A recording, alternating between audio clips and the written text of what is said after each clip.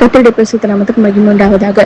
கொலோசையர் 2ஆம் அதிகாரம் 6-7 இப்படியா சொல்லுது. ஆகையால் நீங்கள் கர்த்தராகிய கிறிஸ்து இயேசுவை ஏற்றுக்கொண்டபடியே அவருக்குள் வேர்கொண்டவர்களாகவும் அவருமே கட்டப்பட்டவர்களாகவும் அவருக்குள் நடந்து கொண்டு நீங்கள் போதிக்கப்பட்டபடியே விசுவாசத்தில் உறுதிப்பட்டு ஸ்தோத்திரத்தோடு அதிலே பெருகுவீர்களாக சொல்லி நம்ம வாசிக்கிறோம்.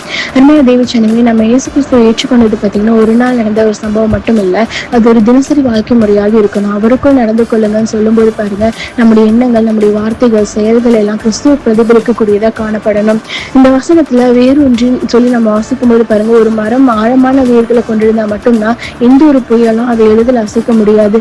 அது போலதான் நம்முடைய வாழ்க்கை கிறிஸ்துவ வேரூன்றி இருந்தா மட்டும்தான் எத்தனை சோதனைகள் வந்தாலும் எத்தனை கஷ்டங்கள் வந்தாலும் நம்ம அதுல நிலைத்து நிற்க முடியும். இதுல கட்டப்பட்டுன்னு சொல்லி வாசிக்கும் போது பாருங்க, அது வளர்ச்சியை பற்றி அது சொல்லக்கூடியதா காணப்படுது. நம்ம தினமும் தேவனுடைய வார்த்தையை படித்து ஜெபித்து அவரோட ஒரு ரிலேஷன்ஷிப்ல இருக்கும்போது மட்டும்தான் நம்ம ஆவிக்குரிய வாழ்க்கை கட்டப்படும். விசுவாசத்தில் உறுதியாகின்னு சொல்லி வாசிக்கும்போது பாருங்க, நம்ம விசுவாசம் நிலையானதாக இருக்கணும். சூழ்நிலைகள் மாறலான நம்முடைய விசுவாசம் என்னைக்குமே மாறக்கூடாதுதான் இருக்கணும். கடைசியா பார்க்கும்போது பாருங்க, ஸ்தோத்திரத்தோட அதிலே பெருகுவீர்களாக சொல்லி நம்ம வாசிக்கிறோம்.